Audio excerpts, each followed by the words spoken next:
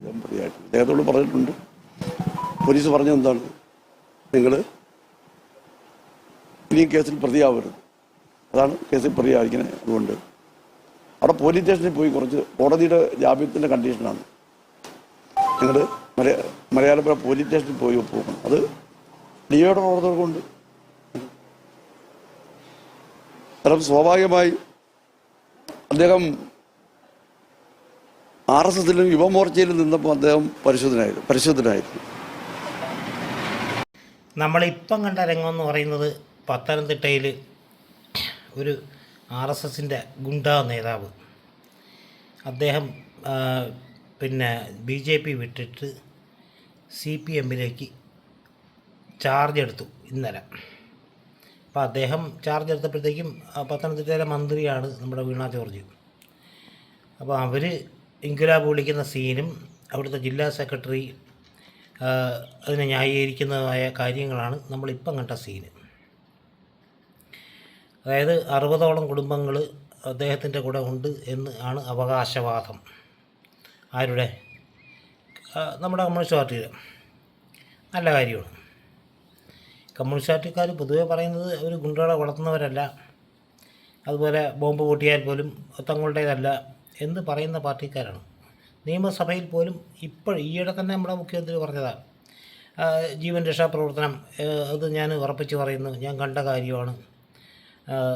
പിന്നെ ചെടിച്ചട്ടി കൊണ്ടൊക്കെ ആൾക്കാർ വണ്ടിയുടെ മുമ്പിലോട്ട് കയറിയപ്പം SFIക്കാർ അല്ലെങ്കിൽ കമ്മ്യൂണിസ്റ്റുകാർ, SFIക്കാരെന്ന് പറയാൻ കൊല്ല് പിള്ളേരല്ലേ, കമ്മ്യൂണിസ്റ്റ് SFIക്കാരനെ വായിന്ന് വരുള്ളൂ. കാരണം അവരാണല്ലോ ഇപ്പം മെയിൻ.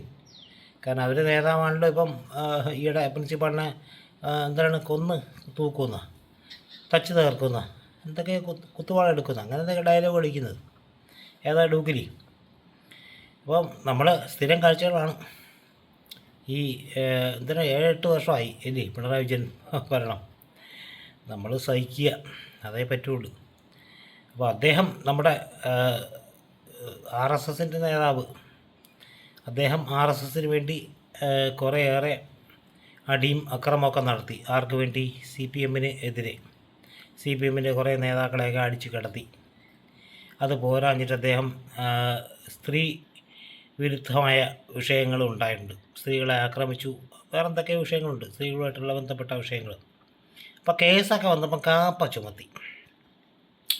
ഈ വിദ്വാനെ കാപ്പ ചുമത്തിയപ്പോഴത്തേക്കും നല്ല കാര്യമാണ്.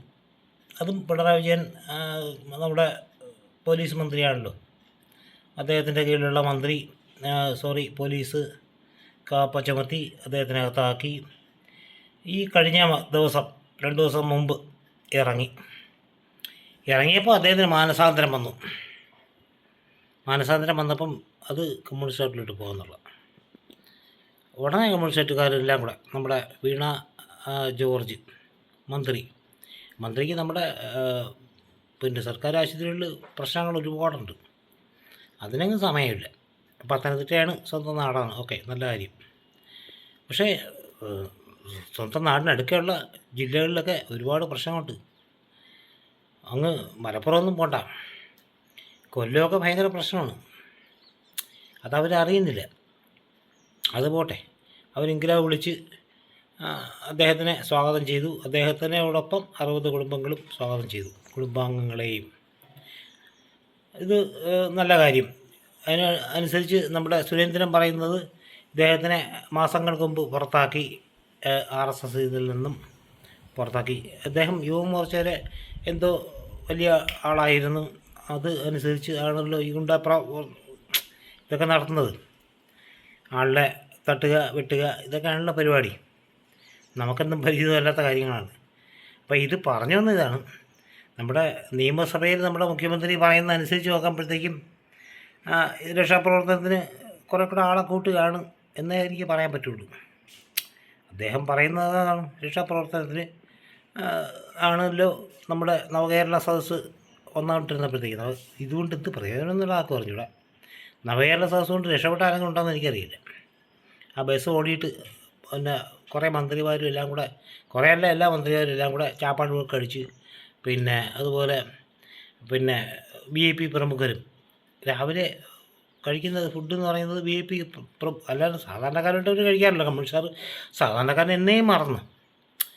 കാരണം തൊഴിലാളി വർഗ പാർട്ടിയാണെന്ന് പറയുന്നത് തൊഴിലാളികളെ കണ്ടിട്ട് ഒരു വർഷങ്ങളായി. പിണറായി വിജയനാണെങ്കിൽ പിന്നെ ഇസഡ് കാറിലും മാത്രമല്ല ഒരുപാട് സെക്യൂരിറ്റി സെറ്റപ്പും ഒക്കെ ആയിട്ടേ പോവുകയുള്ളൂ. കാരണം തൊഴിലാളികൾ അദ്ദേഹം മറന്നു.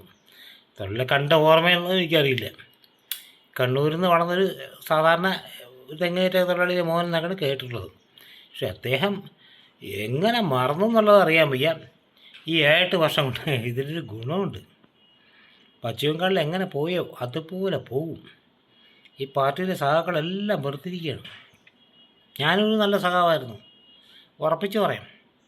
ഈ കഴിഞ്ഞ തെരഞ്ഞെടുപ്പിൽ എനിക്ക് തോന്നി പാർട്ടിക്ക് ഞാൻ കുത്തി. എന്തായാലും ഇടതുപക്ഷത്തിന് കുത്തിയില്ല. ഇന്ന പാർട്ടിക്ക് കുത്തി നമുക്ക് പറയാൻ പറ്റില്ലല്ലോ. ഇടതുപക്ഷത്തിന് കുത്തിയില്ല. ആ പാർട്ടിക്ക് നല്ല രീതിയിൽ എല്ലാ ഏരിയയിലും നല്ല വോട്ടും ഉണ്ടായിരുന്നു. പാർട്ടി ഞാൻ പറയുന്നില്ല, ജയിച്ചോ ഇല്ലെന്നും പറയുന്നില്ല. കാരണം ഞാൻ BJP കാരനൊന്നുമല്ല.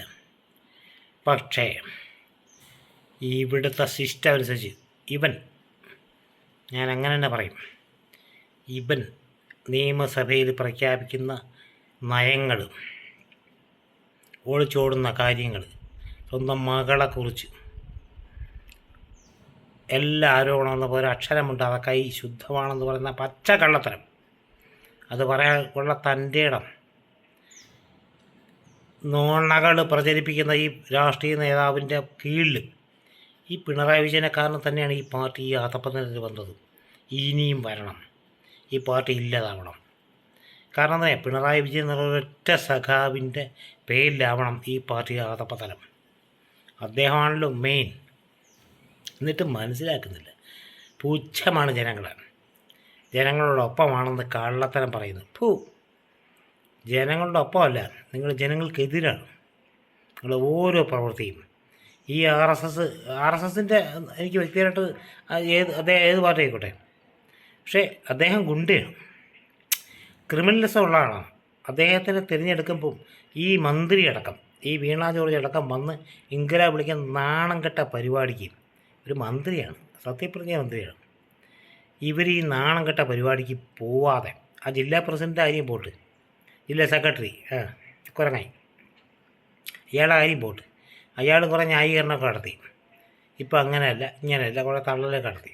പക്ഷെ നിങ്ങളൊന്ന് ആലോചിച്ച് നോക്കണേ, ജനങ്ങൾ ഇയാളെപ്പോലെ ഒരു വ്യക്തിയെ 60 കുടുംബാംഗങ്ങളെന്നൊക്കെ പറയുന്നു, 60 കുടുംബാംഗങ്ങളൊന്നും കാണത്തില്ല, അത് RSRൻ്റെ പറയുന്നുണ്ട്, അല്ലെങ്കിൽ സുരേന്ദ്രൻ പറയുന്നുണ്ട്. സുരേന്ദ്രൻ പറയാൻ എന്തോ ആയിക്കോട്ടെ, എല്ലാ രാഷ്ട്രീയ പാർട്ടികളും എന്തു പറഞ്ഞാലും ശരി തന്നെയാണ്. ഇടതുപക്ഷ പ്രസ്ഥാനത്തിന് ഇത്തരം മാഫിയകളുമായിട്ടുള്ള അവർ കണ്ണൂർ ബോംബ് സ്ഫോടനം പല ഏരിയകളിലും ഒഴിഞ്ഞ പര്യടനങ്ങൾ നടത്തിയിട്ടുണ്ട്. ചിലർ മരിച്ചിട്ടുമുണ്ട്. മരിച്ചതെന്ന് കമ്മ്യൂണിസ്റ്റുകാരില്ലെന്ന് പറയുന്നുണ്ട്. കമ്മ്യൂണിസ്റ്റ് പാർട്ടിക്കാരെ അവിടെ കയറി ചെല്ലാറുള്ളൂ. ഇതെന്ത് പുരോഗമനം. അത് കഴിഞ്ഞ് 1 വർഷം കഴിയുമ്പോഴത്തേക്കും എന്താണ് അയാൾക്കെതിരെ രക്തസാക്ഷി മണ്ഡപം. ഇതെന്താണ്? ഇത് കമ്മ്യൂണിസ്റ്റുകാരാണ്. ഇവൻ എവിടുത്തെ കമ്മ്യൂണിസ്റ്റുകാരൻ? പിണറായി വിജയനും ഗോവിന്ദ മാഷും ഇവൻ്റെയൊക്കെ കമ്മ്യൂണിസം എവിടെ എത്തി?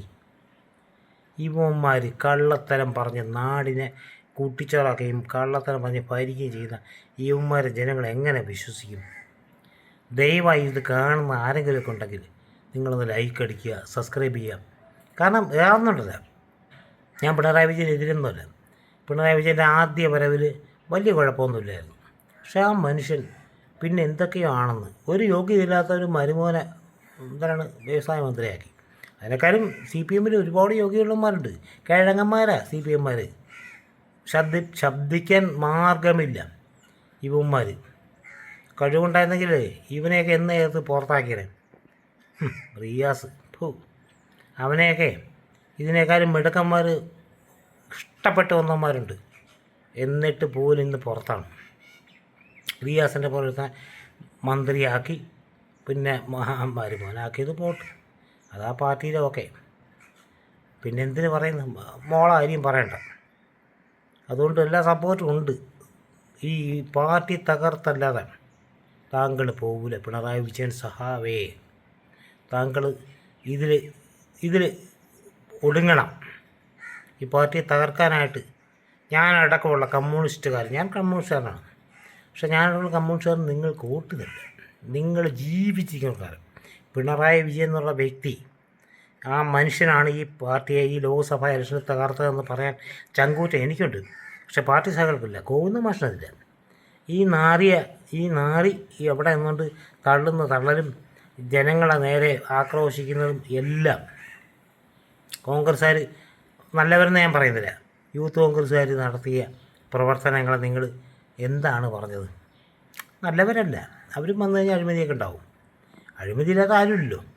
അഴിമതിയാണ് മുഖ്യ വിഷയം.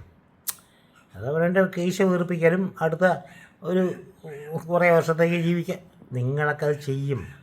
അതറിയാവുന്ന ജനങ്ങളിനാണ് കഴുതകൾ.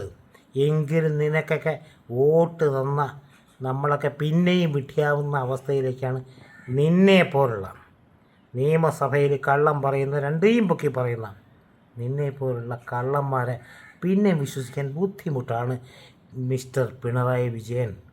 അങ്ങനെ തന്നെ പറയും. ഈ വീഡിയോ എന്തെങ്കിലും രീതിയിൽ കേസാക്കുമെങ്കിൽ ആക്കിക്കോ. എനിക്ക് പറയാൻ താത്വികമായിട്ട് എനിക്ക് പറയാനുള്ള കഴിവുണ്ട് പോലീസ് സ്റ്റേഷനിൽ പോലും.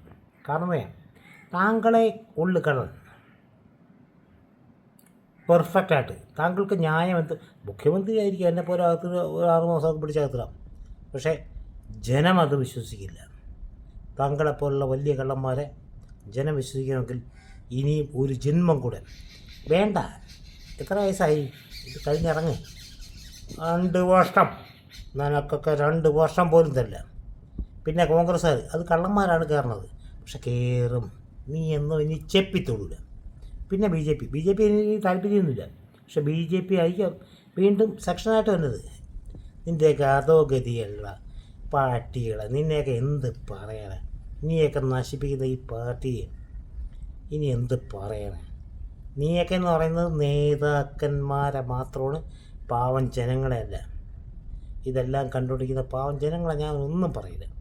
കാരണേ ശിക്ഷയാണിത്, നമുക്ക് തന്ന ശിക്ഷ. ഇവനൊക്കെ കയറി ഈ അഹങ്കാരത്തിൻ്റെ കയ്യും മെയ്യും ഒക്കെ കാണിച്ചിട്ട് എല്ലാം എതിർപ്പ് പറഞ്ഞതാണ്.